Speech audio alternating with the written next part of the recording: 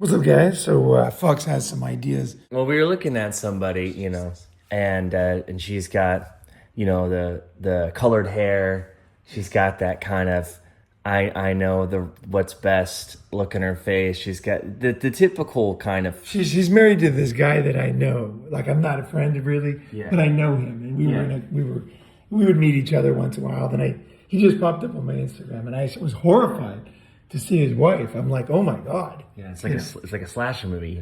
What would you? She looks like a dour, angry, know-it-all, green hair, and she had like 3 cats, and they're married. Yeah. And also she was dressed very. I mean, these days, like in Japan, she's Japanese, but I don't think she's really. I think she's a.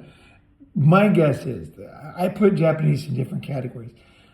I bet, I can almost guarantee, she lived overseas before, and she's got a bunch of feminist white women in Japan as friends. Like, I can almost guarantee, I can just see it. Like, I'll put money on it. Like, I'll fucking put thousands of dollars on this. She's got a what is it called? Feminazi group, and they all kind of just share these ideas, and they kind of hate the fact that, Japanese girls are so sweet and kind, and they're like friendly and giggly and bubbly. They really like it's like their life work to basically proselytize that the way Japanese act is demeaning. Basically being a Japanese female is being like weak. Like, you got to change. You have to be powerful. You have to take control. You cannot be Japanese. You have to be. That's why they all speak English. It's because that's part of it. You can't speak Japanese and be like this. It doesn't exist. It doesn't work with the language. Like I speak, there's no way you could do it. You have You to can't be a speak raging English. cunt in Japanese. You can be a raging cunt. Like, okay, you can be an angry wife, and you can be a bitch. Okay, in Japanese, but that's different. This is a very unique Western way to act. It's this hatred of men. It's this belief in certain issues, right?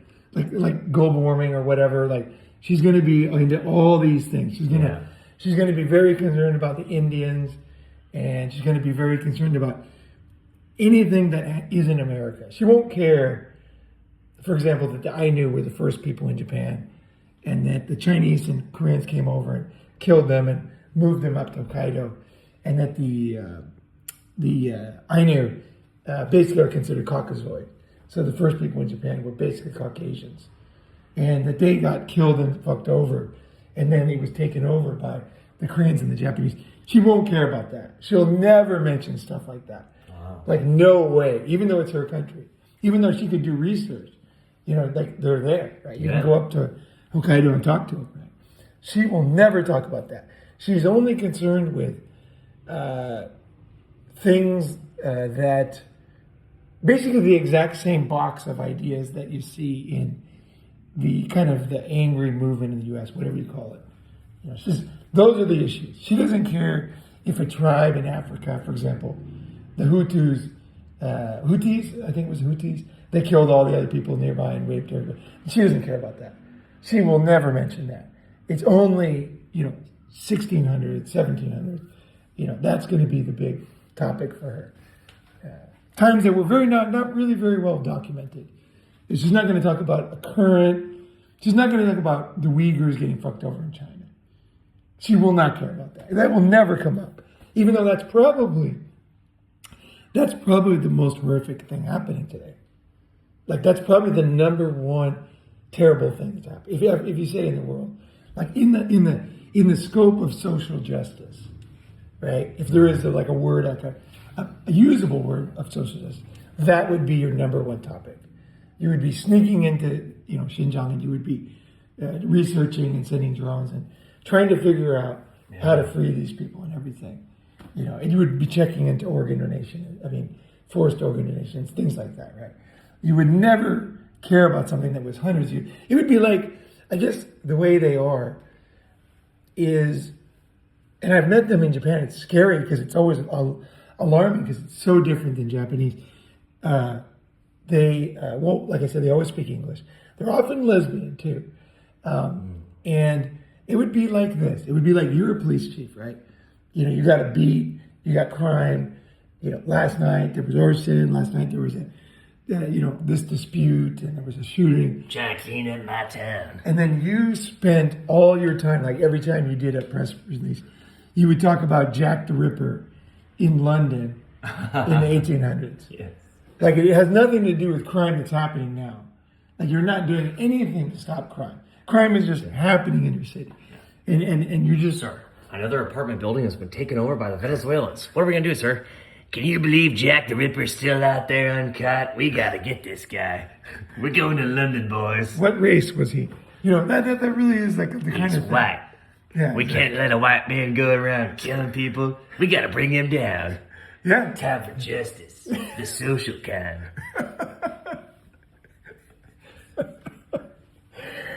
Yeah, watch out, son. But that's it's a very sick, weird way Sir, of they're looking at mugging it. people in the streets right outside the door. Yeah. Did you see what Donald Trump just posted? Oh my God. Someone's got to stop this guy.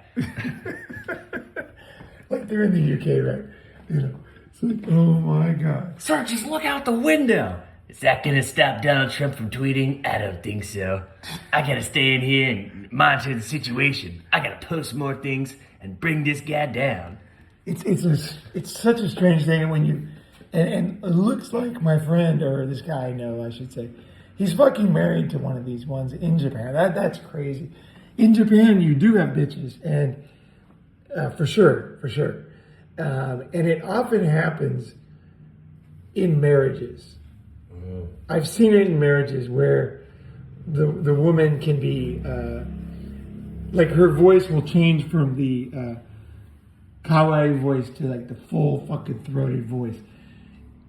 Now sometimes there's good reason for that, but often I find it like there's a great video on YouTube, and you can find it if you search the House Yakuza.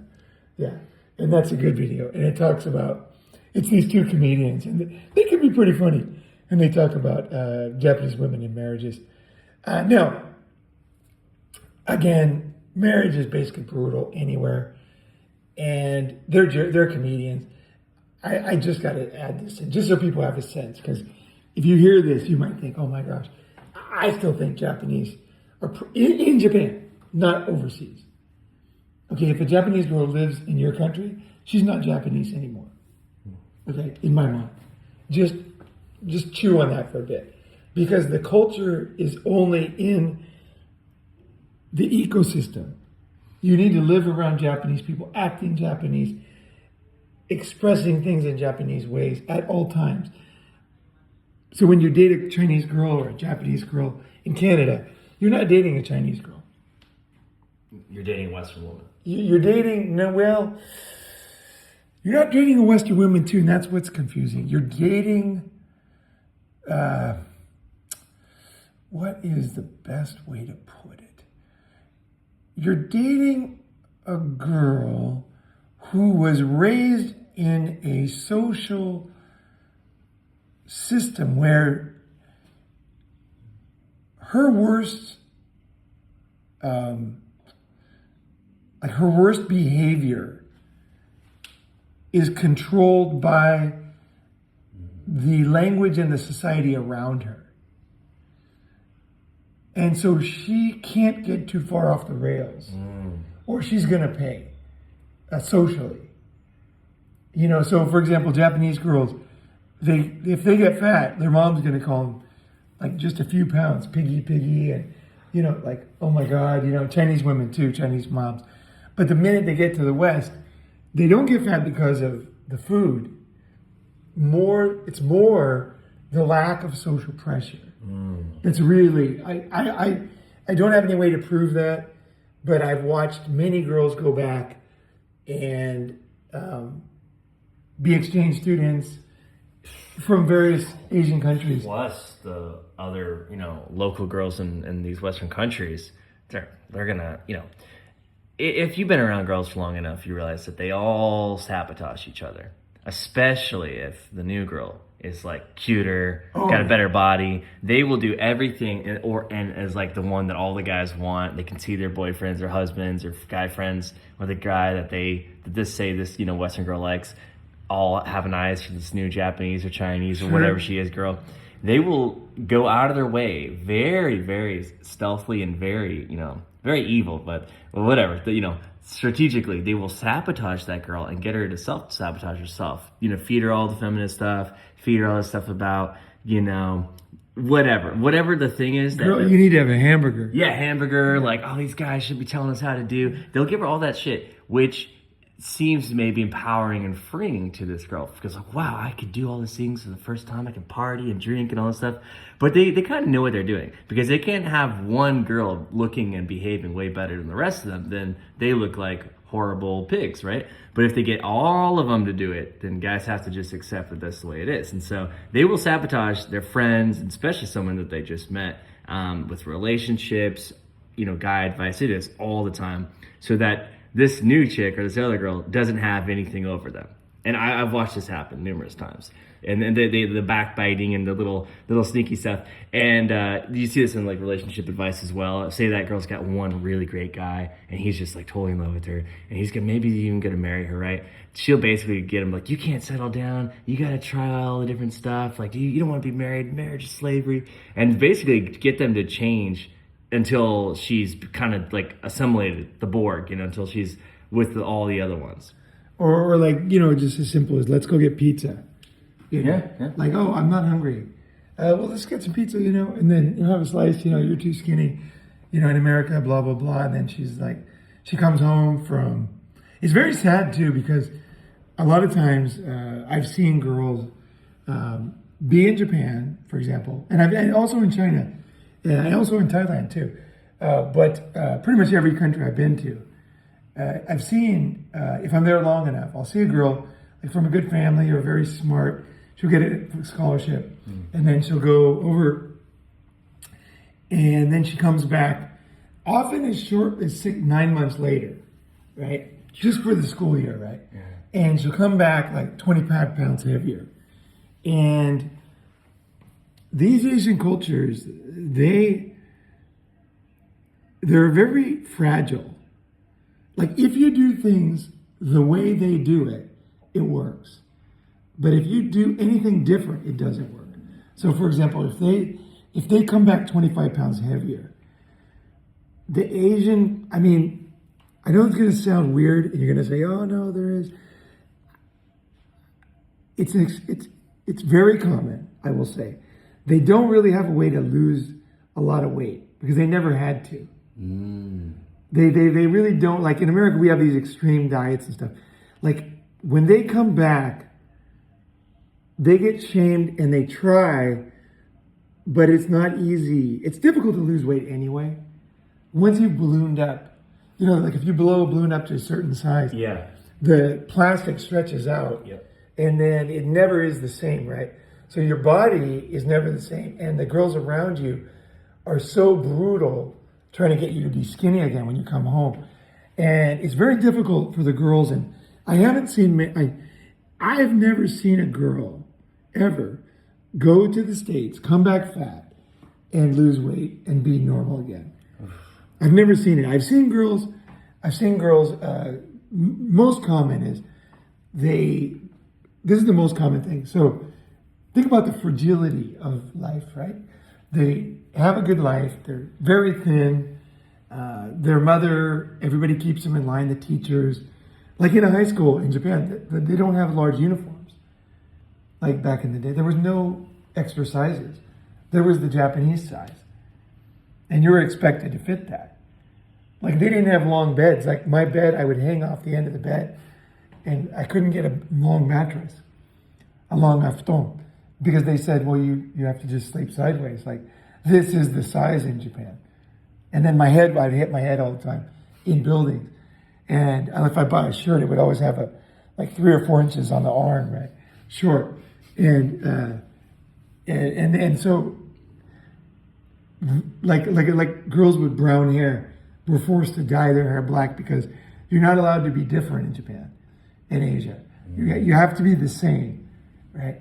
And I would say in this case, it's a very good thing because, I mean, the DNA is similar, and it is good for girls to be pretty and healthy. And so, you know, the bottom line is... That's a crazy idea. Yeah. It's good for girls to look pretty and be healthy? Yeah. We've been doing it. How does no one figure this out yet? You know, they live longer, specialize on medical care, they Happier. have higher intelligence.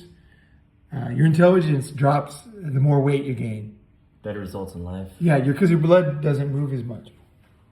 And so, you know, Japanese girls are smart, they're spunky, they like, you can just go on a date with a Japanese girl and go play basketball first date. Like, it's guaranteed she's going to be able to do stuff. Like, I remember, like, just dating girls and, like, they were able to just do stuff. So I'd be like, let's go climb this mountain. She's like, I never climbed it up, but okay. And then she gets her little climbing shoes and comes along, and then you boat her on the mountain, and it's awesome, right? And she's all, has a great time, you know. And, you know, I'd take girls surfing and to the beach and everything for the first time. And they were always up for it. They were always up for it. Whereas when I'm home, like when you talk to a random person and invite them somewhere, they'll often tell you, like, oh, I can't do that. I have a bad this. I have the blood sugar. I have this. I can't eat that. I can't do this. I can only do this. And these are people in their 20s, right? Yeah. But in Asia, like, the system does work. And when they come back, what you usually see, what generally is they go be an exchange student.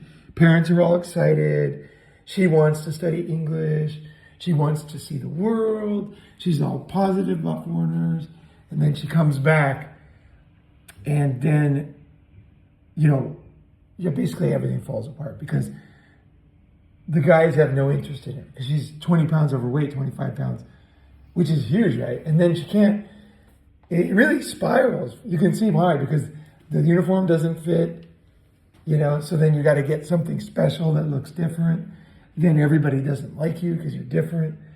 And then, you know, like they start to get this personality of like, I'm different. Like they take on this, like it becomes part of their personality basically.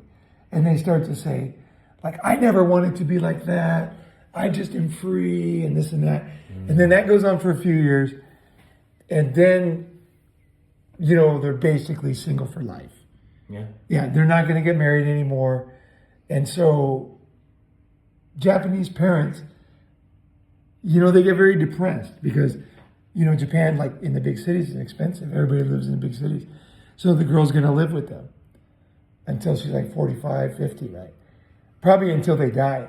So the parents, it's very tough on the parents because they want her to go out and make kids and be happy and, you know, find a great guy and, you know, have a great life and travel and do all the things she wants. And all of a sudden she's like, she'll never get it done. Like, it's not going to happen. And it's not just because of the weight.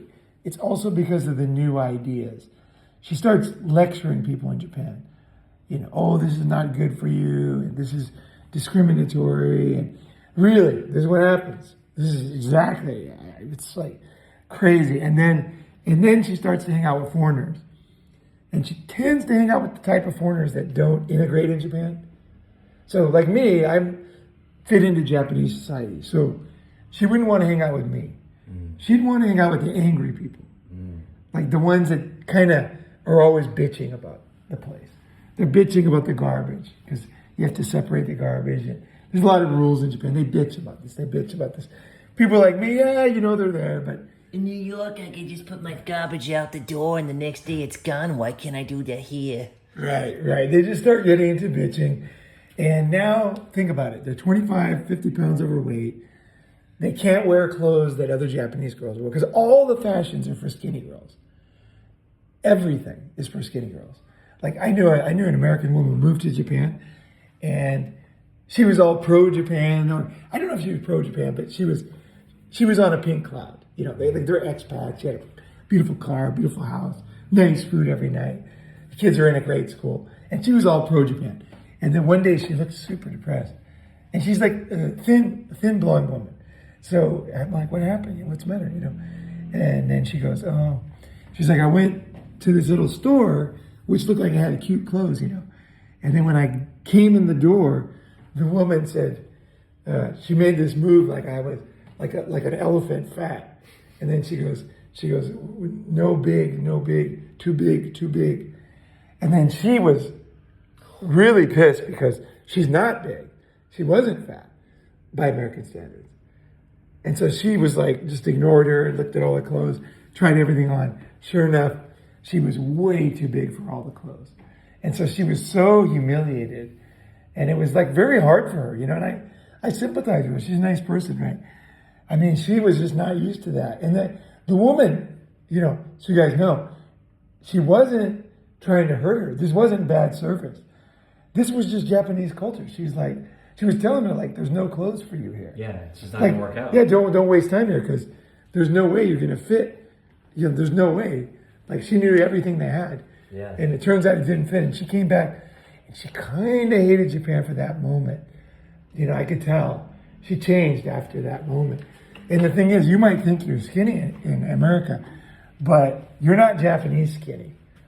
Like, I had Japanese girlfriends who, when I took them to California, they shopped in the 9 to 11-year-old part of the school store. She's like, I found something. It's cute. And then I would see it. It would be, she's like, where'd you get it? It was over there. That's hilarious. Yeah, I've heard him use the term, like, skinny girls here. Like, and to me, they're just like regular size, but white girl sizing. Oh. When they try to buy anything from like America or the West, they're like, they order it and they're so disappointed. It's like, it looks so cool, it's fashion, I want to get it. And then again, like, it's too big, it doesn't fit, it's white girl sizing. And it's like a completely different system because what's small, in one country is maybe extra large in another one, just based on just the bodies, just genetics. And there is genetics at play. I mean, no question. There's no way that the average black woman could fit into the average Japanese woman's clothes. There's going to be, I know there's tribes in Africa where very petite women are, and in those tribes, they probably could fit, but if they were in good shape, but like in the average, so there is genetics at play for sure. I mean, to be fair, because we're taller, right? Like on average. Now, Asians are getting tall fast, you guys, and that's a good thing to remember. Don't like assume that nothing's going to change. I know in Thailand now I see a lot of like young guys that are like 6'2" near Asok. Yeah, you'll see a group of 4, like junior high school guys. I think there's more, especially here, and I think there's more like and they're still like totally rocking petite, fit, but like 5'5" to 5'7" girls, and they look good, but they're like way taller, and you still have like the ones, maybe especially in like the Philippines, that are like 4'9", 4'10", like 5 foot, barely 5 foot. Yeah. That's probably the majority of them. But I'm starting to see more tall ones, and first like lady boy, but it's like no, it's a girl. She's just tall, Right, true. And it doesn't look bad, when you're fit, being taller looks nice because you do have a little more graceful. Which is nice, I like the petite ones, so I prefer girls like 4'11" to like 5'2". Yeah. I want to be able to roll them up into a ball and just shoot a hoop with them, just like nothing but net. Yeah, and those ones, they love me the most. Like they just hold on to me like I'm the fucking Titanic, Like if they're falling in the water, they're just like, I don't want to drown. Like they hold on to you like I give them nicknames, of animals that hold on to things. Like, I always call them koala or whatever. Each one I give a different nickname, right? Because it's like they look like that. You see an animal that's holding on to something, that's the way they act, those little ones. And they can be like, obviously, it's nothing about age. It's a petiteness.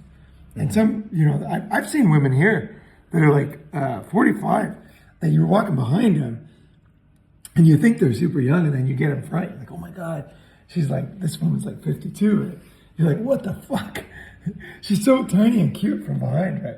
So and they take good care of their hair. True. So they have like beautiful, long, silky hair, like, killer body, great shape, which is amazing too, because like a woman who takes care of herself like that, like she her beauty lasts a lot longer, right? Like the way she is perceived by other people. Like she's still, you know, a mature woman, but she just looks so much better. It's it can fool you from behind. You're like, oh, this girl must be like 22, and then you see her from the face, like, oh, okay, no, she's not, but Still looking pretty good.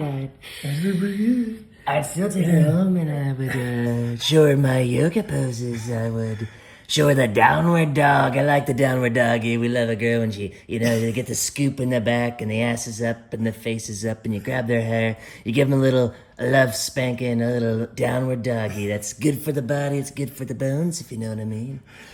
I drink 6 chongs. Talking about the I'm the best chong drinker. You gotta have a chang in one hand and her beautiful silky hair in the other one, and you're just going to town.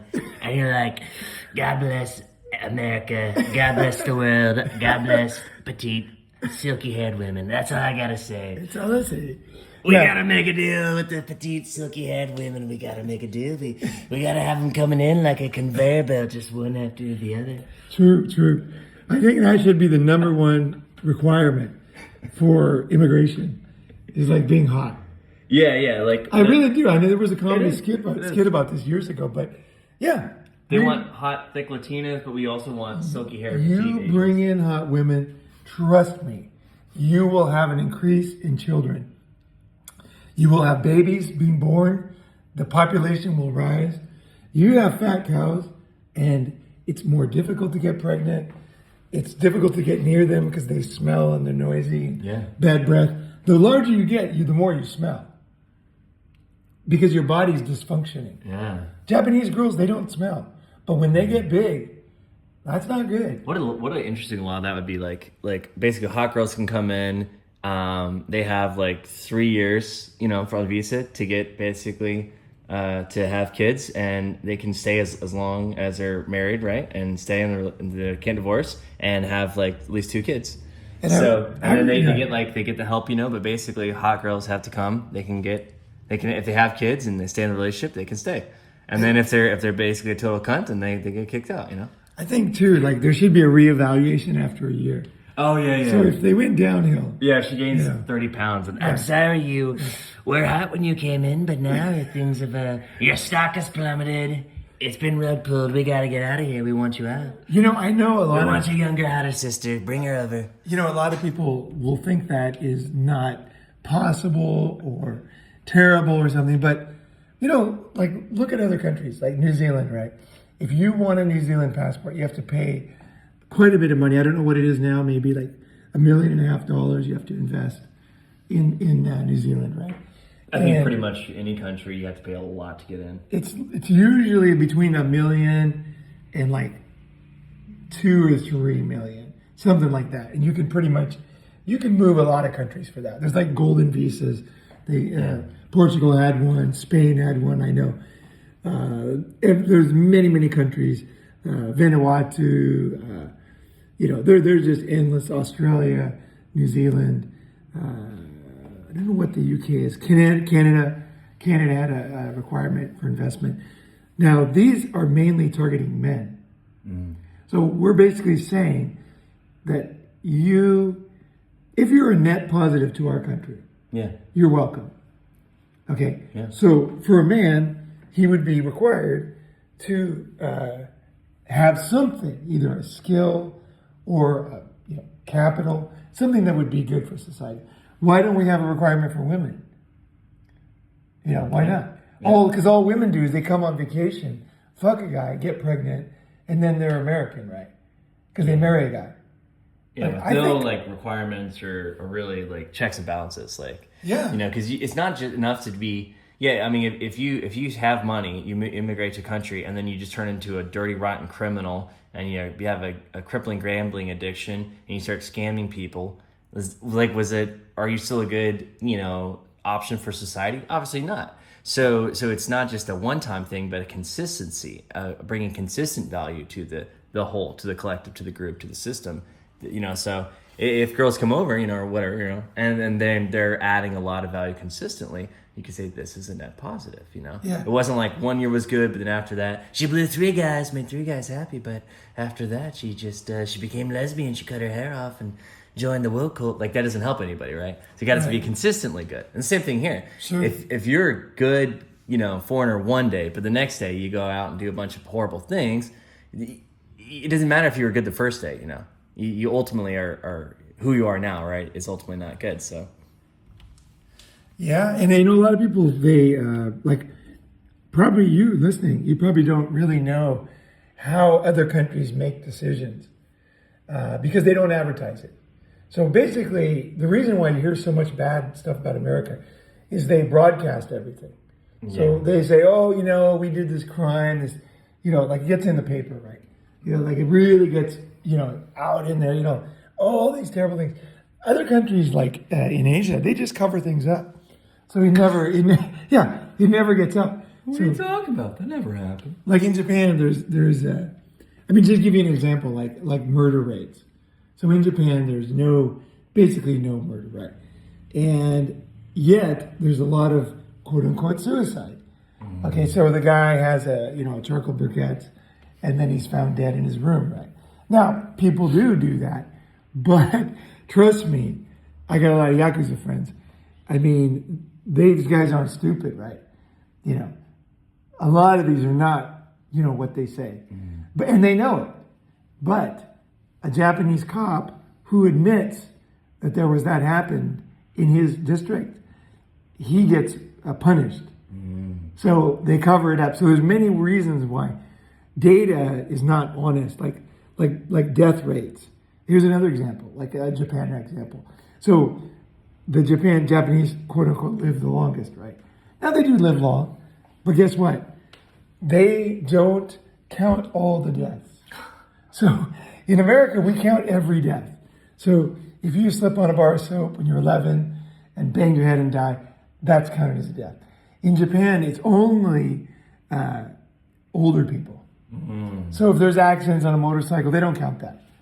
And if there's a guy, dies when he's 12, that doesn't count. It only, because that's not really measuring longevity to them. Because that's just an accident. The problem is America, every number is just a number, and it's all included. So America always looks bad when you look at the numbers.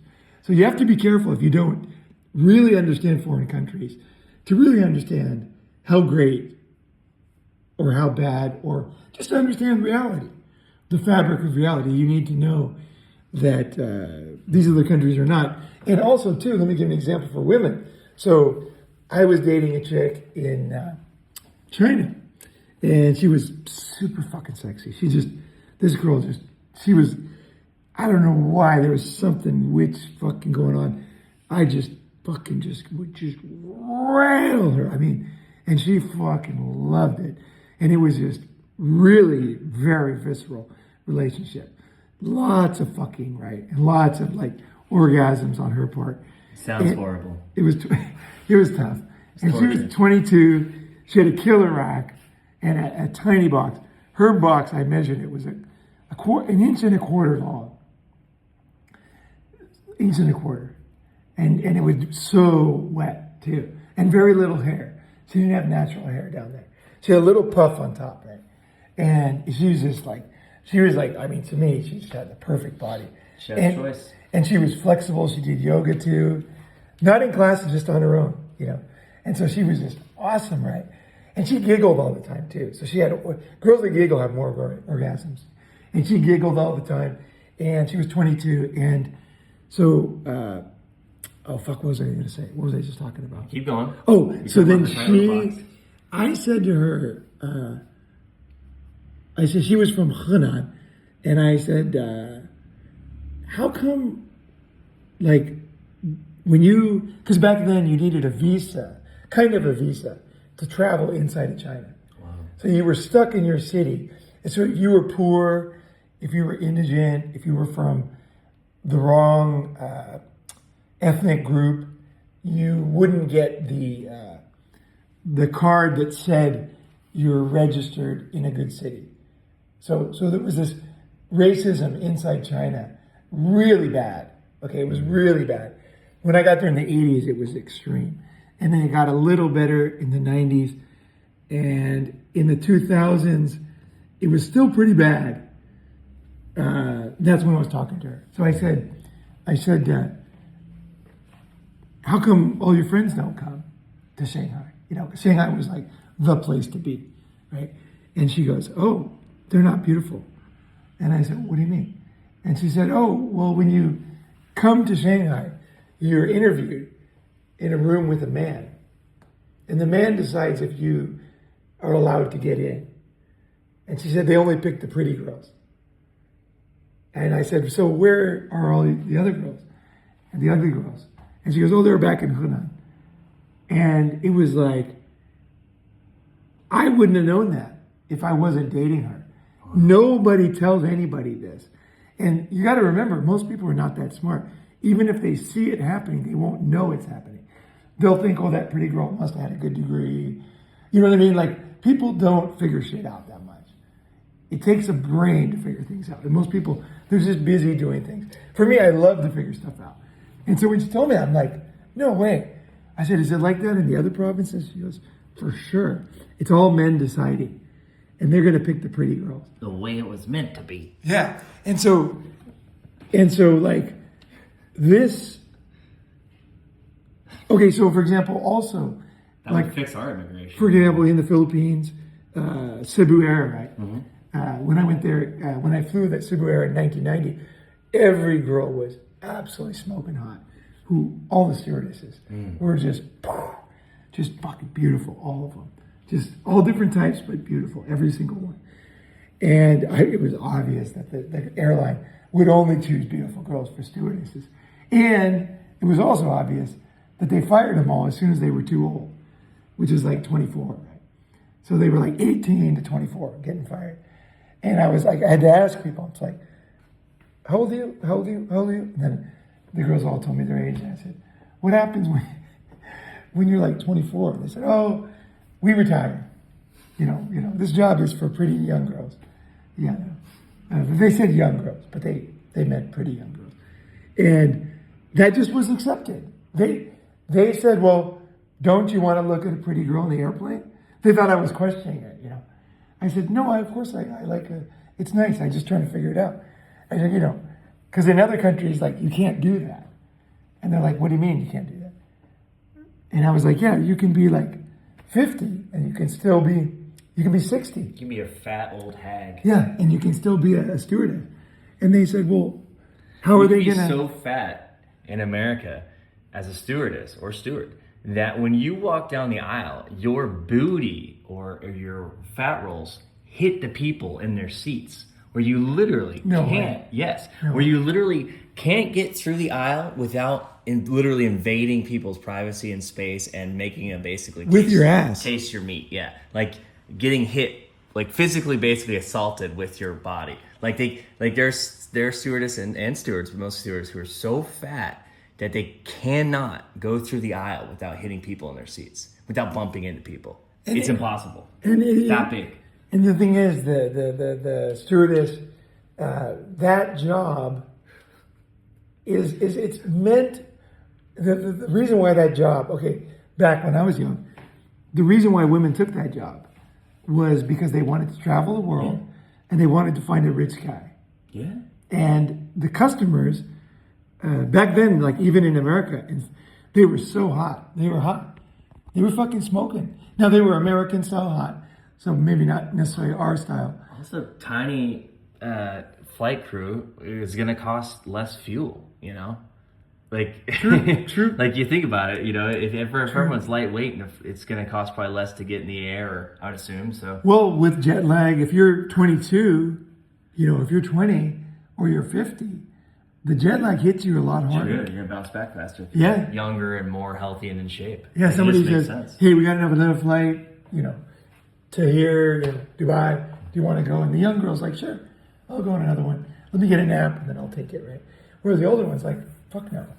I mean, I know because I'm older now. And I know that you change as you age. And the thing is that job is so obviously for a attractive, friendly, feminine, young woman. Yeah. That's the job. And same with the waitress. Yeah. Same with the model, right? And same with the teacher. Yeah. You want a young teacher. the teacher has to be very energetic to follow those kids around. You want a young mom. I see women in America when I'm home, and they are so incredibly unhealthy that they cannot play with their children.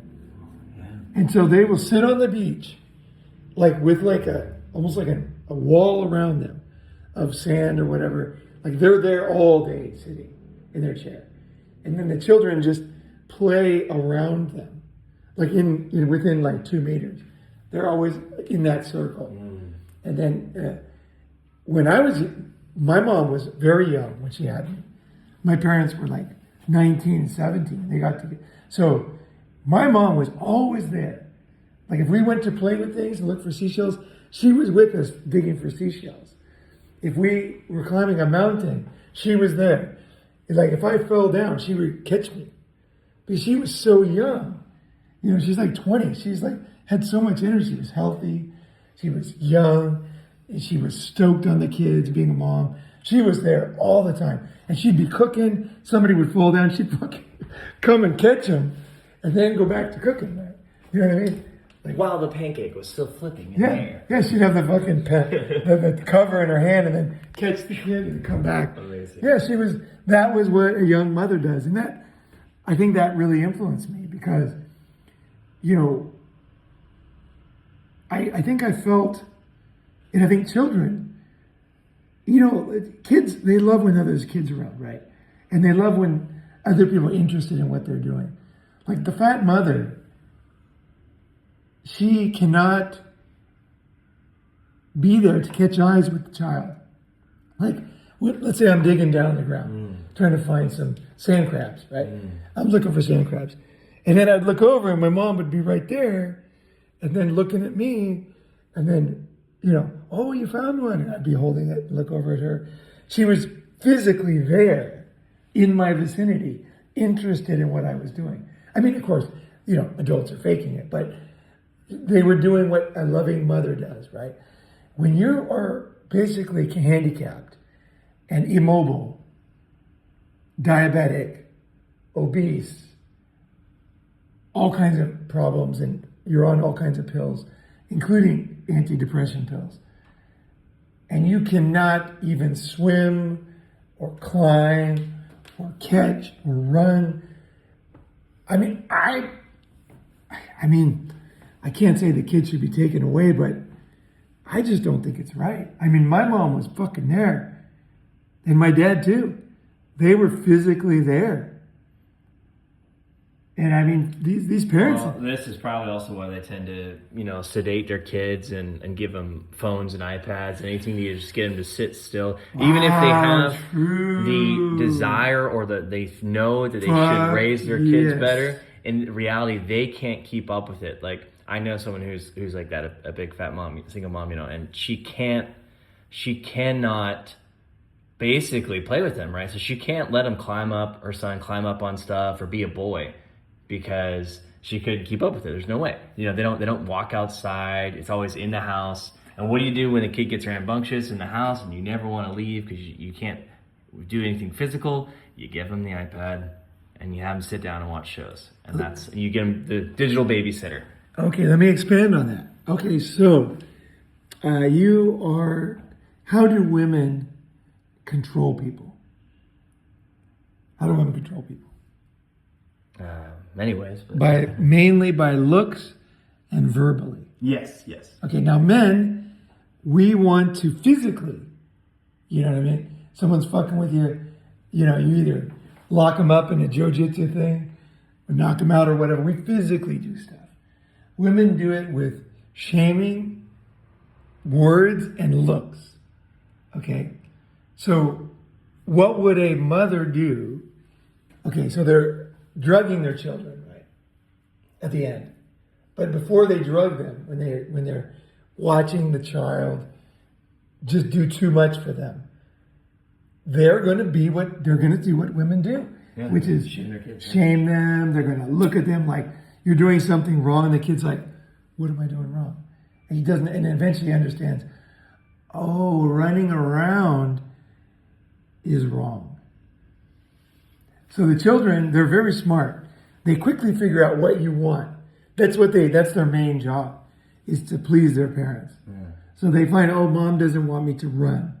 She doesn't want me to talk in a loud voice. Because, she's got ringing in her ears and problems with her ears. So loud noises really bother her. Just sit still and behave, basically. And then you go to school and it's the same thing. Right. And then that doesn't work for children because children are in their own world. So eventually they drug them. Right. And then you compare this to a healthy society where the parents are young. Now, of course, parents, they get tired of children making noise and running around it. It's a natural thing that you need a break. And that's why there's two parents. Whenever you have one parent, you're going to be drugging the kids, more likely, because it's too much work for one person. So you can see how feminism, it destroys the children, and it also it causes them to basically become evil and drug their own kids because they physically cannot keep up with them. I mean, think about it. You're like a fat, large, unhealthy person, and your child is going to run in the street. Yeah. You don't really have many options. You don't want the child to get run over. So you're like, okay, the best of two evils is to drug him because at least he won't run over and die. Yeah, right? they also... Right? These are very realistic scenarios. They also don't know how to play or roughhouse with kids, which is something that men naturally know. We actually understand. And kids need this, especially boys, but I say both boys and girls need this when they're young. Oh, girls need it too. They need I roughhouse with girls and they love it. They need to play. They need to...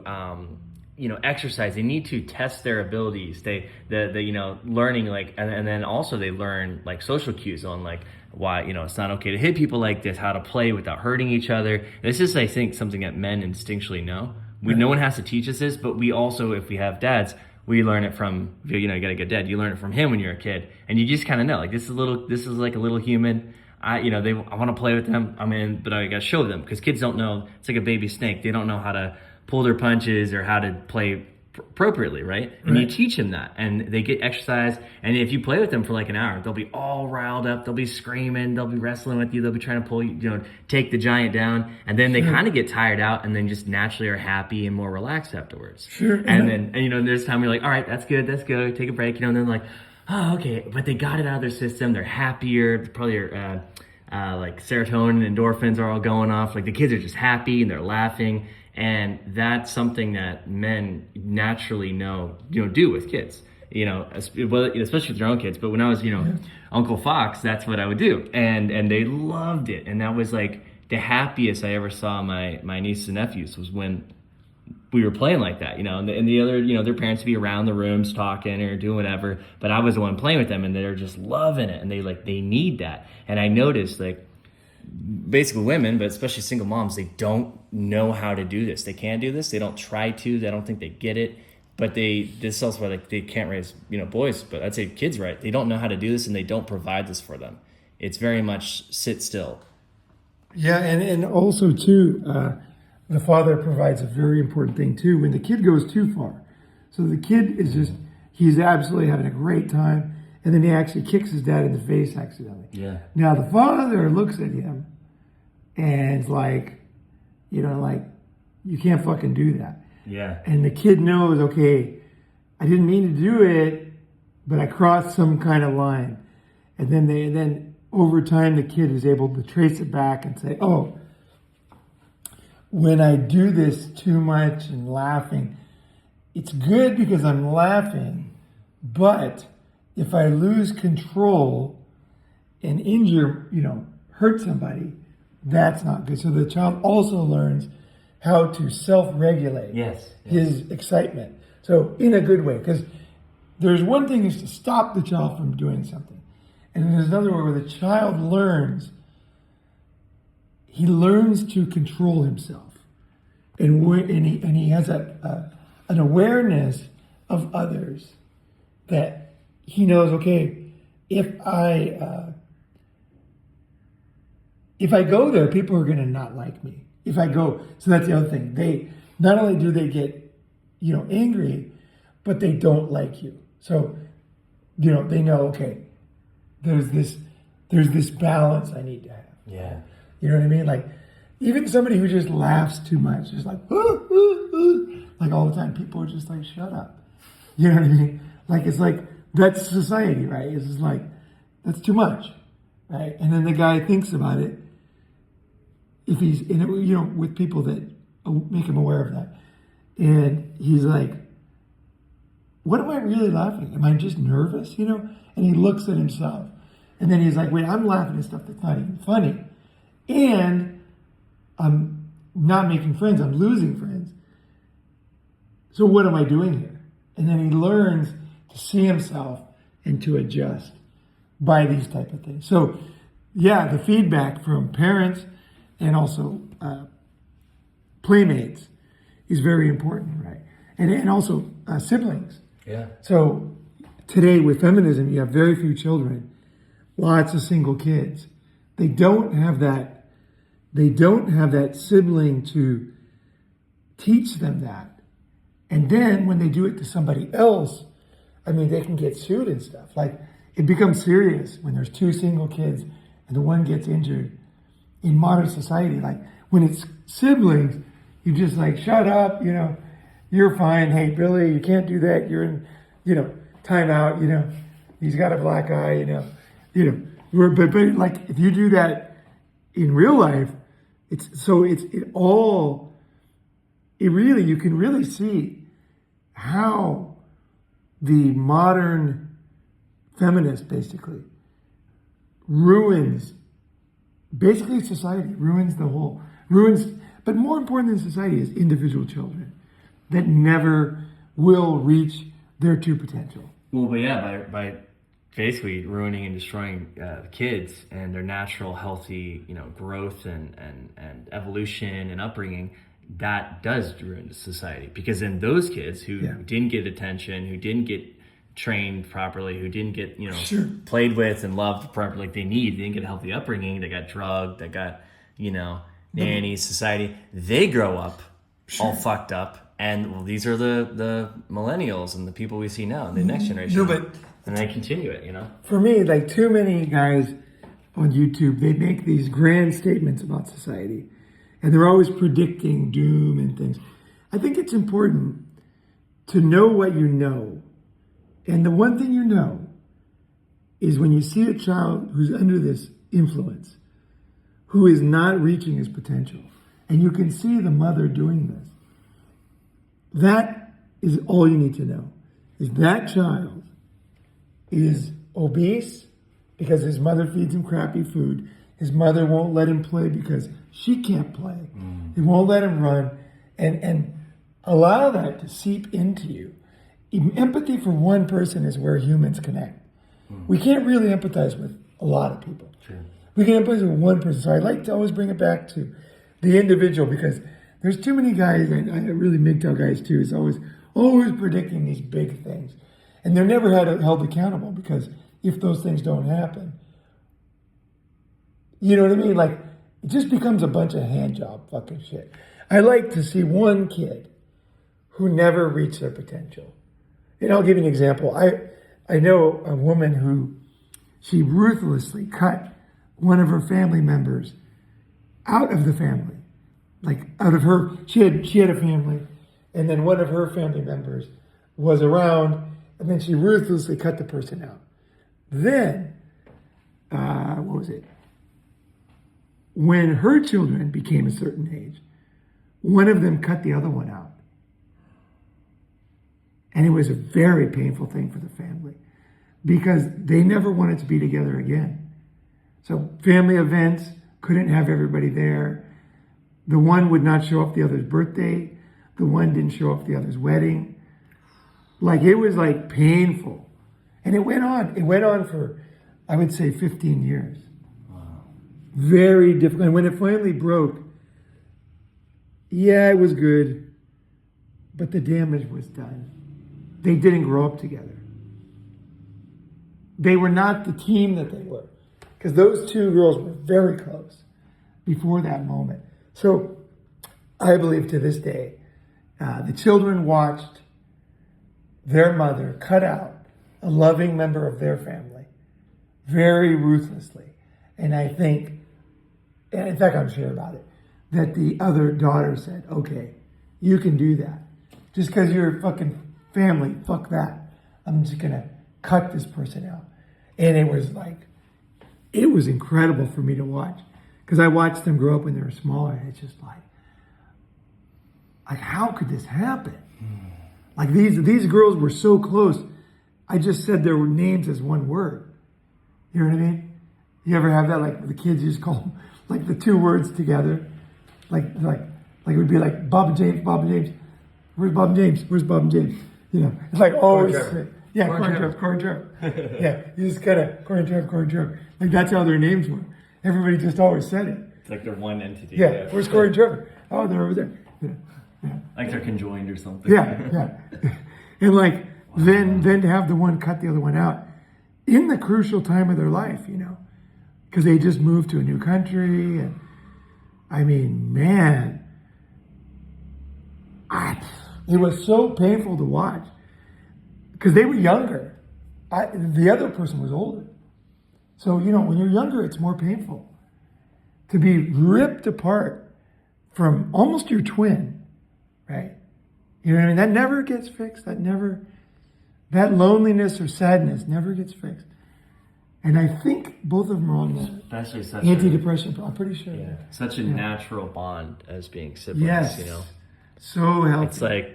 It's like they're not perfect, but this is the most natural bond. Right? Yeah, it's like you spend more time with each other than with anyone else. Often even more than with your parents. You know? For sure. So more meaningful moments. Yeah. And you're like, it's like you two or four, however many, you know, together kind of get against the world, and you have each other's back, and you're just there, you know, and you'd fight, whatever, but you'd always get over it. I was just thinking about how one of my sisters used to just punch me every fucking day and every day in the shoulder. How much older was she? She was like 5 years older than me. Okay. You know, and this when I was about maybe 11 or 12. That's a lot. But for years, she would just punch me like, "Hey, Fox," bam, like as hard as she could, you know. And it's just letting out all her anger out on me, you know.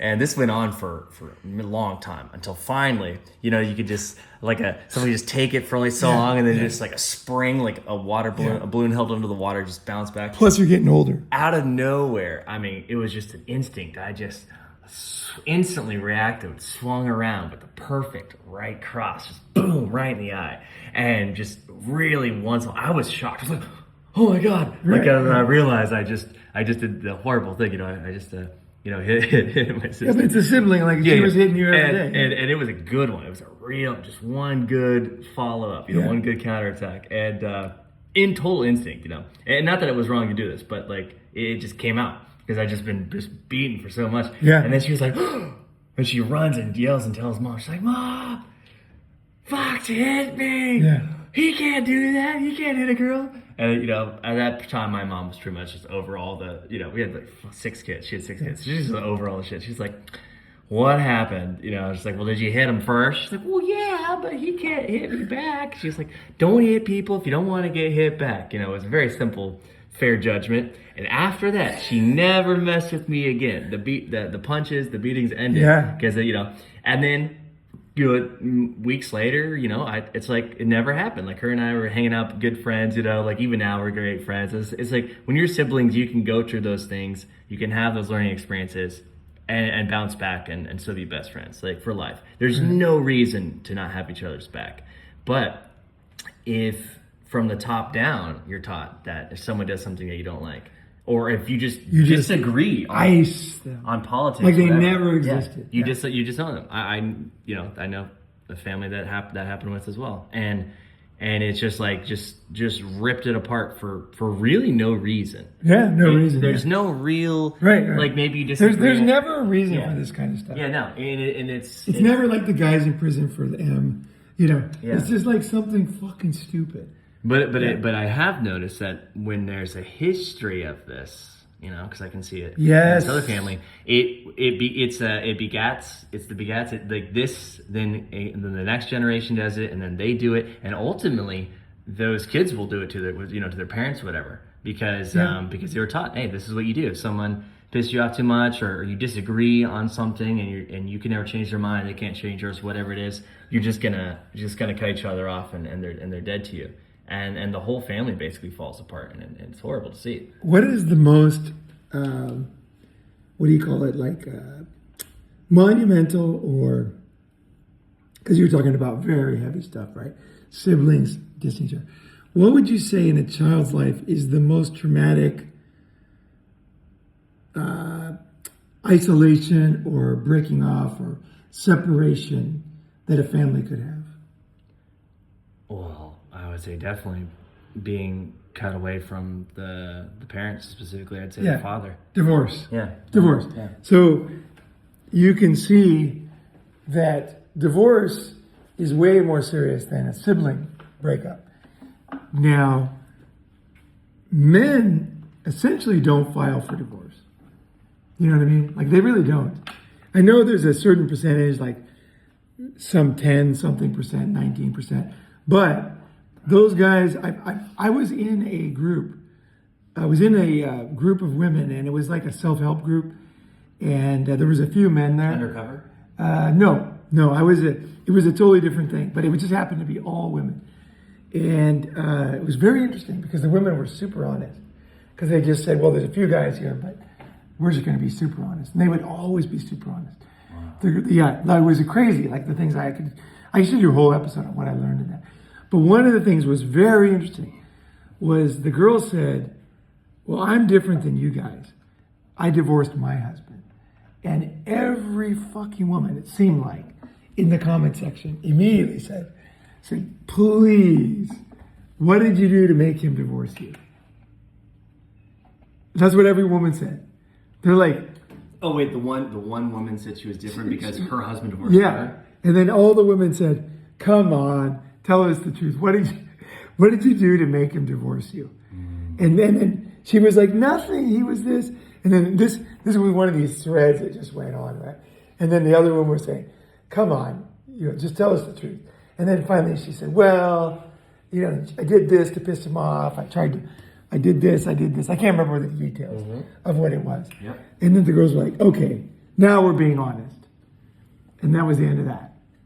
And it was, so I get the feeling from this women's group that 19% of men that file for divorce, I get the feeling that it's much lower than that, of guys actually filing for divorce, of their own, the woman's being an angel.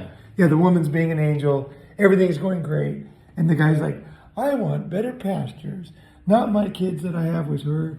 Not my life with her. I know it's impossible to get the statistic, but I wouldn't be surprised if it was below 10 of men actually divorcing. It's very, very low. Very, very low. And this was a very honest women's group, right? So yeah, everyone knows guys don't get divorced. They go out for cigarettes or milk. I mean, we all know that. This is well, there are certain guys who do that. There always have been a certain percentage. It's very low. Like, I don't even know what it is because it's so illegal now, but they just disappear. But what, interesting. Like maybe like 1% of men can just do that. I was just going to say something. I knew one guy like that. Because this is a great example of how we're programmed in a lot of ways. So that's terrible. I just made a joke about that, right? Yeah. And it's probably actually happens very, very little. But it's talked about so much as if it's all the time. Where on the opposite side, no one's talking about really in society how often women just break up their families for no reason. Or, cheat on their husbands or decide to just burn it all down and break up the family. It's starting to come out more now, but we haven't, I'm saying, that it's not like a socially acceptable, everyone knows it's going on, everyone's laughing about it because it's so horrible and kind of shaming it. Instead we grow up basically hearing like the few bad things that guys do, the things that guys do that's, not right. Like how many times you hear the deadbeat dad or that stuff. Where in reality, most, a lot of guys, they don't have there are those types of men, but a lot of guys are being forced to not. And I would even go further than that. I would say the divorce rate, if you count all divorces, like second, third, everything, it's way over 50%. Yeah. So I would say most women destroy their family, handicap their children, essentially ruin their children's life. Like, it's the most, if you're going to say, like, what's the most, like when you're in wartime, right? Like, you're thinking, what's the most effective thing? Do we hit the supply lines? Do we hit the warehouse full of stuff? Do we hit the guys on the front line? And they're always looking for that one magic bullet that will cause the most damage. And if you're going to say, what would be the most damaging thing that a parent could do? It would be to break the family up. Yep. Like, that is the number one thing, and most women do it. And that's not, we can't argue with that, because these are the statistics in America on that, like Canada, France, they keep track of who filed for divorce. Now, I think they regret it. They regret it, because women file for over 80%. But they don't like to show these things. But they somehow accidentally did it. Yeah, but I think in the future they'll cover it up. if you launch the nuclear bomb and then you feel bad about doing it, it's like, well, so what, Well, but I mean, society is going to cover it up. Oh, sure. Oh, Society will start not counting who did it, who filed for because divorce. they can't accept that. Well, they don't want people knowing they're ruining their own children's lives and society. And what happens to the productivity of the family? Like paying taxes. People think it's good for society because the lawyers make money. Dude, are you fucking kidding me? A family paying taxes, raising healthy kids, educating them, sending them to college, getting them comfortable, giving a child self-esteem. You're talking like breaking up a marriage and selling off the parts is somehow more valuable than that? No fucking way, dude. The shit that we have is just stuff. It's nothing compared to what we are as people, right? And same with families, right?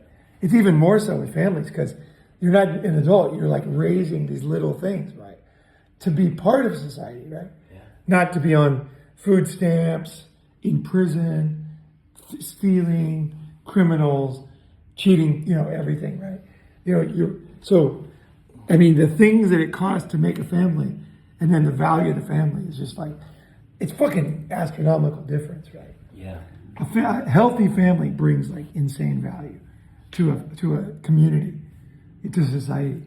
So I think that it's interesting discussion because I know some of these little things have been put together before. And it kind of started with a different idea, but I think just for me to realize the evil that women are doing today is very good just to face it directly.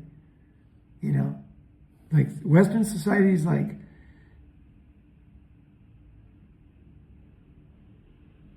I think there's a lot of sad people.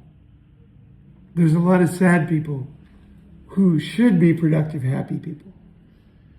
In fact, I read yesterday, there was a woman, she said, I'm starting to regret my divorce because I'm only dating depressed divorced dads.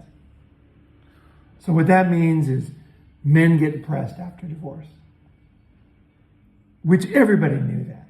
So guess what? Are they as good dads as they were when they're happy? No way. They're a shell of themselves. They've had their children taken. They've sold the house. They come home to quiet, silence. They're depressed. I mean, there's no question. And women will be like, a lot of women, who hurt you, right? It's like, well, people are destroying lives here. It's like asking people in Hiroshima, hey, who are you? Well, fucking bomb killed all my family. Like, how about that, right? How about I destroy the whole city, right? That's what's happening right now. Yeah. That's what's happening in the West. I think, if you have any inclination to wanting to build something, you really would be best to think about how to avoid the whole cesspool and have kids somewhere else. Like, you really would be smart as a man. You really consider, like I did a permanent thing. I left in the 80s. I've been gone since, basically. I'm not telling you stuff I didn't do. That's the other thing about other YouTubers. They'll tell you to do stuff they haven't done. Like I did it, and I love it. And you know what? I am a total fucking hardcore pro-America at heart. Like I am not a guy who hates my country. I would have been on the front lines. I'd be a great guy to run point in Vietnam. Like I would love to run point, the most dangerous position, because I consider it the safest. Because you're in control. You get first shot at them, right? You know, you don't want to be in the back once they're shooting. You want to just take out the key guys, right? Then it'll calm everything down, right? Like I'm the kind of guy who would run around point. I would want to join the, whatever fucking battle.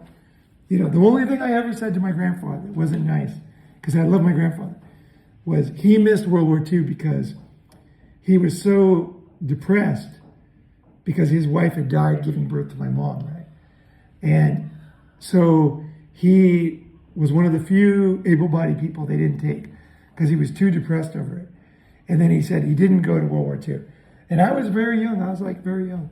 And I looked at him and said, I don't respect that. And he said, I understand. Because I said, I never would have done that. I never would have done that. And he knew it was true. He didn't take it personally. I would have gone and fucking killed as many fucking people as I could. I mean, I would have gone and just done what needed to be done. Either in Germany or in Japan or wherever the fuck it was. Africa, That's me. And so for me to leave the U.S. is really, anybody who has a brain should be like, what the fuck? Like, this guy's not on drugs. He doesn't take any personality drugs. He doesn't take any drugs. I don't have any. The only medication I have is an inflammation from my back, which flares up every couple months, right? And I'll take like 1 or 2 pills to bring the inflammation down. Mostly Tiger Balm. Tiger Balm is mainly, and massages. Yeah, massage and Tiger Balm. That's all you need. Yeah, that's basically how I handle it. And then once in a while when I can't walk, I'll take a couple of these pills. They're not really a big deal. They're like a big Tylenol, but still, I don't literally don't take anything. Like I'm not an unbalanced guy. I've never been arrested for any crime. No criminal background. I have a great credit record. I'm very healthy and able-bodied. I have a high IQ, right? I'm very pro-America, pro-West. Yet I left permanently because I'm just like, it's just like not human back there in many ways, most people.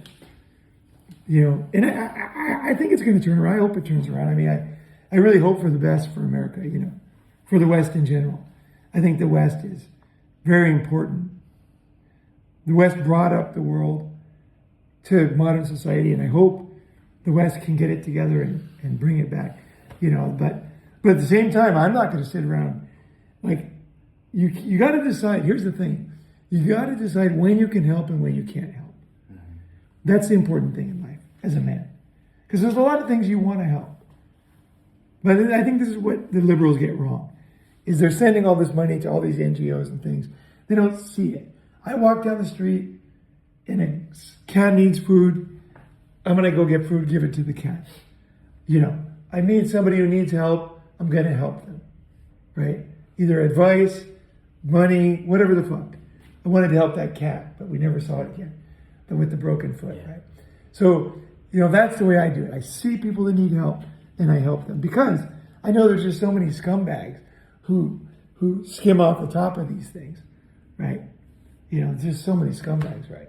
They're not helping people. If you want to help somebody, you help them yourself.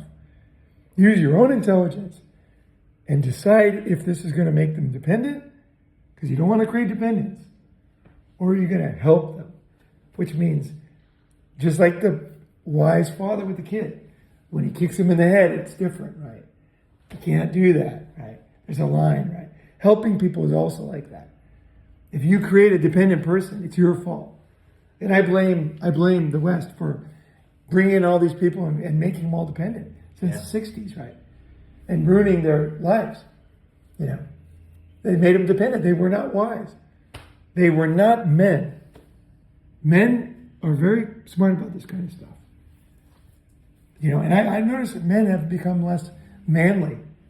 There was a group of men that I knew, and there was a guy who fucked up his back at one of their events. So they had an event, right? And it was like some kind of whatever. They did all kinds of dinners and things. So anyway, this one guy fell down, fucked his back up. And the group, and he was a plumber. So supposedly he couldn't work anymore. So the group now donates every month to give that guy money because he can't be a plumber. And so it's not just the government. It's like groups of guys have no more wisdom. I saw that guy, heard about him. I'm like, what a scumbag. There's a million jobs you can do without your back. I mean, computer, you can do tons of shit without your back. I mean, that's life. You fucking eat shit. It's nobody else's fault. It's just the world. You know, it's not even your fault. You slipped, something happened, you fell down, fucked your back up.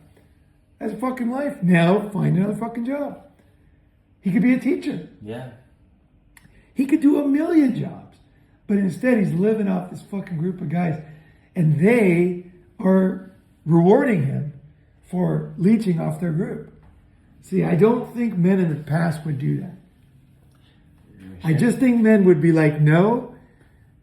Like somebody would stand up and say, get a hold of yourself. We're not women here. This man is capable of many things. And he will never reach his potential if we baby him. Yeah. We can help him get another job. We can help him, maybe pay for him to get another certificate to do something, right? He could lecture people who have back problems. He could do something, right? He could be a rehab counselor. And there's a ton of jobs. He could teach plumbing. He could do a website, plumbing related. He could be working for one of these websites that gets leads for plumbing and roofing and stuff. Because he knows how, you know, he could write like sales emails for him, right? Because he knows how people think about pipes. There's a ton of stuff the guy could do. But because they're going to support him, and he's probably living off the government too. And on top of that, he's getting money from these guys. And I was looking at the guys like, because they were kind of saying like kind of pressure, like, do you want to give some money? And I didn't say anything because I was like, it was not my group, but I was like, fuck, like, this is weird, man. In the old days, men had a sense of right and wrong and a sense of responsibility. When you create a dependent person, you're not a good guy. You are the problem. Because you're making it dependent on the government too, which is sucking the lifeblood out of everybody. You know, the old days, men would never have done that. I can safely say that. I'm telling you, that would have never happened in the 70s. Not a fucking chance. No fucking way would guys be that retarded. It's like, wake up, man. Wake the fuck up. You know? I guess we'll leave it at that. With that said, yes. If you're still in the West, which you probably are if you're listening to this video, you got to come to the Austin Ronin Unchained Summit. Yeah. So we got two. Okay, we got one summit that's guaranteed, and I'm going to announce that now. And that's the Austin Summit, 3rd, 4th, 5th, first weekend of August, and we're going April. Oh, April. What am I saying? Whoops. We're not getting into our Japan time, okay? Yeah, we're going to Japan. Yeah. First weekend of April. Gojira. It's gonna be a fucking killer. Yeah. So Austin, Texas Summit always is big. It's always a lot of guys. It always has that good vibe. Always. Like we've done a lot of crazy stuff in this Austin Summit. And this year we got a few twists. Okay, so for one thing, I'm going to do a road trip before the summit this time. So my friend is going to fly over from Thailand, rent a car. I'm going to be there first to see my parents and my family. And then we're going to do a road trip from LAX to Austin. We're going to go through Arizona, where I was born, and we're going to kind of scout out for future Tucson, Arizona summits too. Because I want to do I'm not going to get into details too much, but Mad Max Desert Summit. I want to do a great, desert summit at some point. So we're going to kind of do a little research, but we're going to drive, probably take 4 days. It's only a 2-day drive. We're going to take 4 days, and we're going to take our time. We're going to check out the killer sunsets. We're going to hike up the killer hikes in Tucson, where you start at the desert floor where it's 110 degrees, and you get up to the top and it's cold. Wow. That's how high it is. We're gonna do hikes like that on the way, and we're gonna see probably my old friend from 3rd grade, Morgan. Morgan still lives there.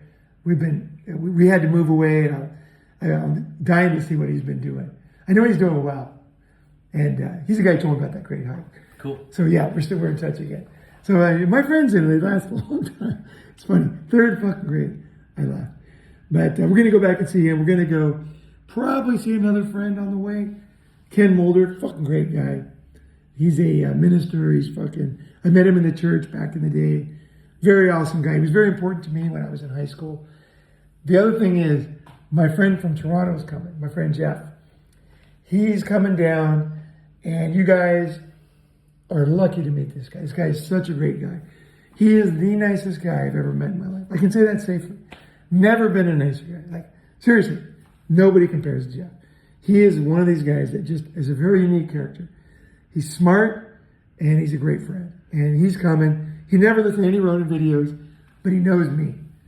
And I've always been Ronin. I'm not like these guys that make a channel about something they're not. Like, he's going to fit in perfectly. He won't agree because he's Christian with some things, but he's going to fit in perfectly. He knows every idea already.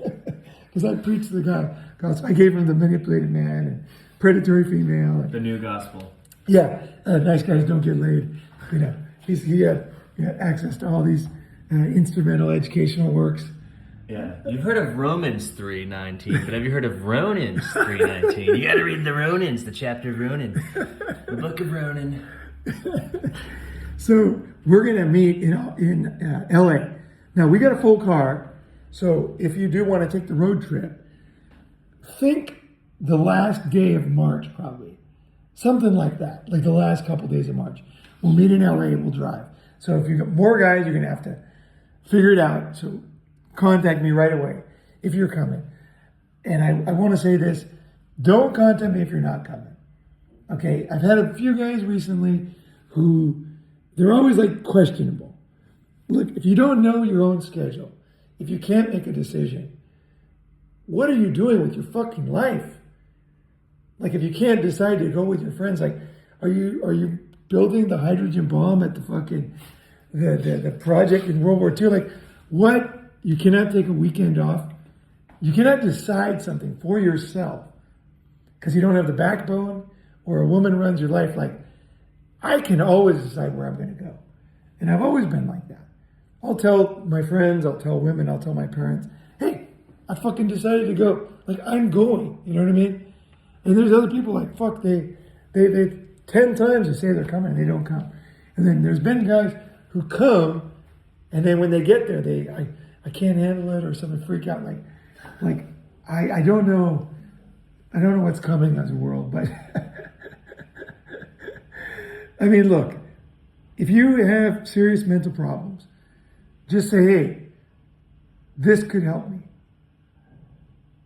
Yeah. This could fucking help me. Basically, whatever your situation is, wherever you're at, you're going to get so much value and you're going to improve so much from coming to the summit. 100%. But absolutely. And there's so many great guys. But I'm calling out the retards.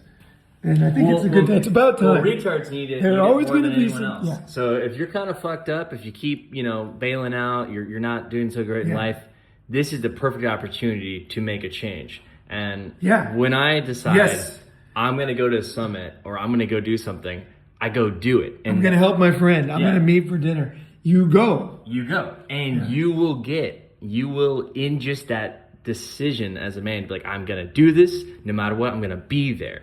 And when I say it, it's going to come true. I'm going to make it happen. Yeah. That right there that's like taking the first step on a better path. Sure. Especially if you've had problems with that, or if you struggle, or you have a history of, things always come up, right, that derail your plans, whatever. No, you're like, I am going to be on that fucking boat.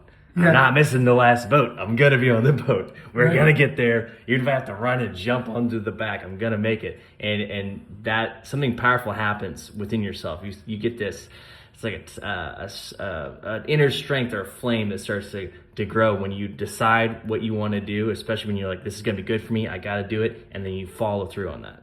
True. It is. It is a good first step. I know the guys you meet will help even more. But if you are one of those guys, if you say, just send me a message, say, I was one of those retards. And then put that in the message when you add me, right? And that's okay. Yeah. Because the thing is, we have forgiveness here. Because in this group, we know people are not perfect. We know people make mistakes. But what we don't accept is people who never improve. Yeah. We can accept all kinds of mistakes. And we do as a group. We can't accept people who just never gonna change and won't admit it. Yeah. And are sneaky and hiding. You know, we just won't accept that because just like I was talking about, you know, the social pressure from Japan, it's not good for you. It's not good for you, for me, to let you go on that. Because you need to pick yourself up. I can't do that part. Yeah. You need to call yourself out and say, wait, I've been a retard. And fuck that. Like, when am I going to stop being a retard? Right? When is the day when the retardation is going to slow down? Right fucking now. Like, I'm coming, and I'm coming on the fucking road trip. You know, the road trip is going to be awesome. And for you, just so you know, I know this insanely good Mexican restaurant that's just outside of LA, up in the mountains, that we're going to hit on the way.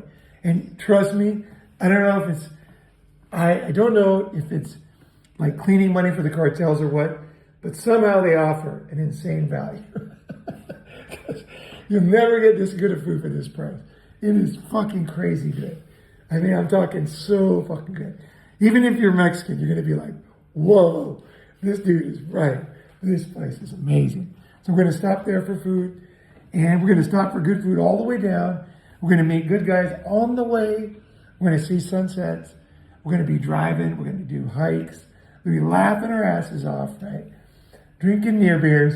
We got to get them imported. 0%. No, they got them in America. Oh, yeah. No problem.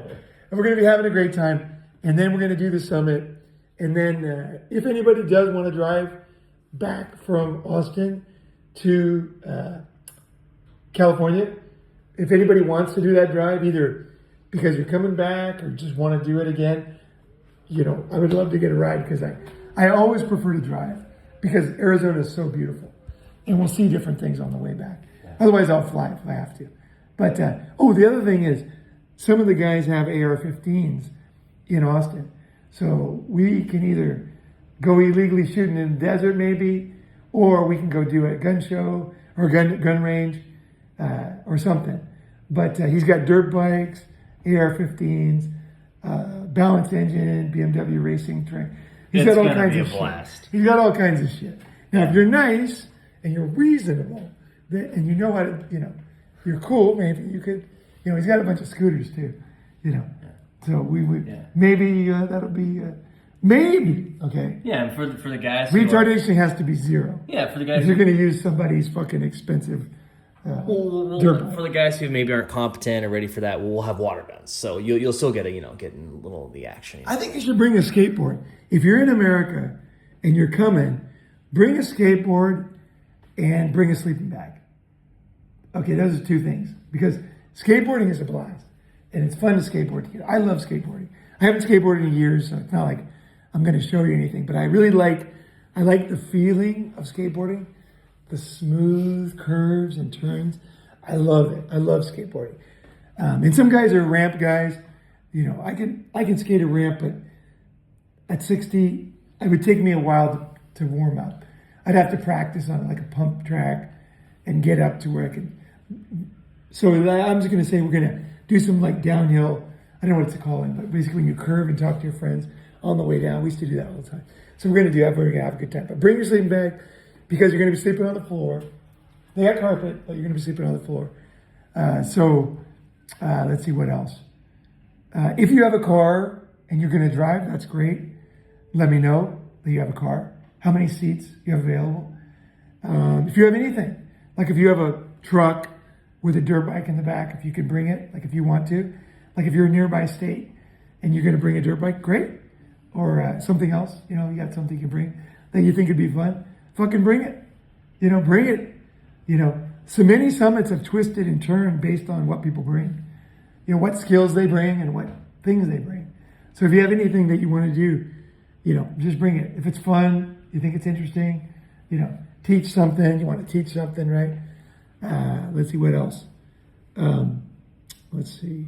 So we'll be there early. We'll be there like a day or two early, and then 3 days summit, and then we'll probably hang around for a couple days afterwards. And then, if anybody wants to do a road trip home, let's go. Let's do it. I'm down, 100% down, because I cannot get enough of road trips. I love road tripping, and then probably we're going to end up doing something together. So depends on where I'll go next. So that's a maybe, the way home. Yeah, because it'll depend. Ronin Man, Austin Summit, April 3rd, 4th, and 5th. Yep. First weekend, baby. Sign up. Got to be there. It's going to be huge. It's going to be awesome. Can't fucking wait. Yeah. And I'm going to say one more thing. There is a potential possibility of a mini summit before that. Okay. But here's the 3 options. This is going to be one of these difficult, probably not going to happen, but I just want to mention it. So 3 possibilities.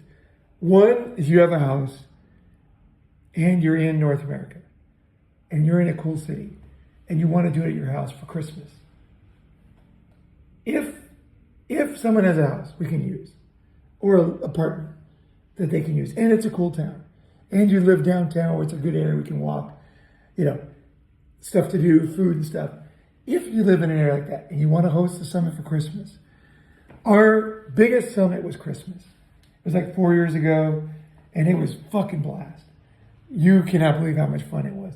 I think people were just overjoyed because a lot of guys don't have families, divorced guys, and getting together with the bros on Christmas is the fucking best. We have so much fun. We had so much fun. And there's something about it, like the Christmas spirit comes out. Trust me, it's a little different than the other summits. So we had a great Christmas summit. Anybody who was there, you guys know what I'm talking about, including Harper, the cook, and everybody who helped out. Walt, who paid for all the food. All the bros who took us around. Jason. It was fucking great. Jason brought the house and the dogs. The fucking dogs were insane. They were so fun. He was worried the dogs weren't going to get along with us, but the dogs were great. So if you have a house and you want to do a summit for Christmas or for January 30th for my birthday, we could do a summit. And I could fly back, jet lagged, and do it. But we need 2 things. 1, you got to have a house. 2, you got to be absolutely guaranteed that this is going to go down. You cannot change your mind. People are flying from all over the world for summits. Australia, fucking everywhere. South Africa. You never know where they're coming from. We cannot have a change of venue. So if you make a deal, you got to make a deal. And no one has ever changed, right? But just so you know, for the house. We take good care of the house. We're going to make food. It's going to be awesome. If you have the house, you don't have to pitch in for food. We'll pitch in. You eat for free. It's going to be good. We're going to have steaks. We're going to have chili, whatever the fuck we end up making. And so, if we're going to do a little summit before Austin, it would either be Christmas, has to be in North America. No, okay, there's a third option. So, Christmas in North America, January 30th, my birthday in America. Or plan C would be a mini summit in Bangkok for Christmas. If you have like a long Christmas holiday and you are sure you're going to come, let me know. Either one of those 3, if I get good feedback, I know some people might say I'm available for any of them. That's great. And we'll figure one out, right? Yeah, the key thing is, like, Christmas with the bros is so much more fun and so much more awesome, whether if it's in North America or you're out here in sunny, beautiful, perfect weather, thinking like perfect California weather, Thailand. Yeah. You're going to have so much more fun. It's in the best season. Christmas is the best season for Thailand. Yeah, we've all done a million, Christmases, right, with the family or the friends. And most guys, like, it's kind of a time where, like, nothing really going on. Maybe, everyone else is married or whatever. This is a perfect opportunity to get out and have an absolute blast and flip the script and do something totally different for Christmas. Yeah, either at a house in North America or here in Bangkok. I would say that's the most likely, is Christmas. I think a Christmas summit in America is likely for 2 reasons. Is most people can get off time between Christmas and New Year's a lot. So you could be in and out. You could be there. If there's a group, the Bangkok one could be a mini summit. As long as there's 6 or more, I'll do the Bangkok one. But the American one's got to be more. We got to have upwards of 20 people, for sure. Otherwise, it just won't be. We need the energy. We need the guys. I've got to have a reason to be jet lagged twice, 2 weeks, which sucks ass, So, but I'm willing to do it. So if you have a great house and you want to do it, and if you hosted a summit before, and you're like, fuck yeah, a lot of the guys hosted summits before, they come to summits. So don't worry, your house is not going to be destroyed. Like, if anything, the guys get more loyal after they host a summit because they're like, well, you guys are really doing a good thing. Like, this is amazing. I met great people. Nobody fucking fucked my house up. Well, it's a really great way to ate great food, to be a part of it, and to bring Ronin Man to you, and bring everything that we do and all the experience and all the adventures that we're having all year long right there to your place. Everyone comes to you. It's the easiest way to have a killer freaking weekend. And that way we have privacy. So we're not in a hotel where everybody's listening to us. The meetings can be completely private, which is the way we want it. Yeah. We don't want anybody fucking with us. We don't mind going out and picking up girls, somewhere when we're not doing it. But we don't want them looking at us. We don't want them monitoring our discussions.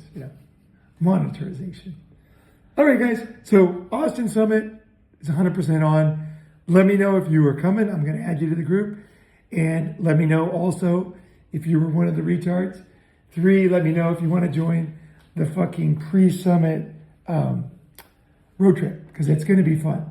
It is going to be fun. I'm really looking for the road trip. This is a great road trip. This is a fucking great road trip. It's absolutely gorgeous.